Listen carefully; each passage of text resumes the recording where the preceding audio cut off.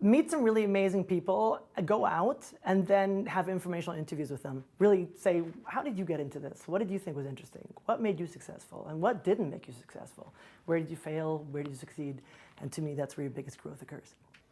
The one tip I would have is not to specialize too early, is to try a variety of different categories, both in the direct and the indirect space. Also to make sure that you're extremely familiar with the transactional side, the whole source to pay equation end to end, and also to try to get involved in some expertise, some innovation to improve your profession. I guess challenging myself every day, and just by not wanting to do repetitive work and looking out for new challenges. I'd say you are on the most exciting career in the whole world, and by 2030 you will be changing the world, because how we buy things, how we sell things, what's in those products are going to change the world. Nothing else has the power of this instrument, and you are very lucky to be in that job. Be relevant, make sure what you are doing is exactly what your business needs to be done. Otherwise, if you're not relevant, you're not there. Well, it's by knowing your peers and talking with your peers and understanding what their issues are and learning from them as well. Well, I'd say come on board, right? This is a tremendously exciting place. It's very different from the organization that I joined, but it's the one part of an organization that touches every single part of the business, okay? So you get tremendous diversity. I think when I started, lots of people just fall into procurement. I started in sales, and for all the wrong reasons, I wanted to be the guy around the other side of the table, you know, be the buyer, be the guy who gets lots of suppliers in.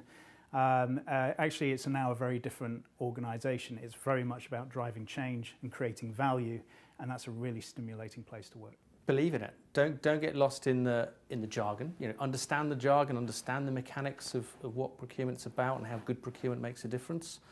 And fundamentally believe you're doing a business job, and it just happens that you're in procurement.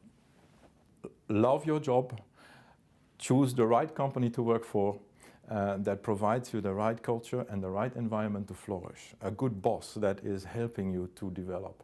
And that's, I think, the most important thing. A big part of future-proofing your career in procurement and supply management lies in your ability to adapt and be flexible as the digital transformation gains pace. Michael Ploeger is joining us to discover how to win your procurement endgame with a big focus on technology. Let's now cross back to the main stage.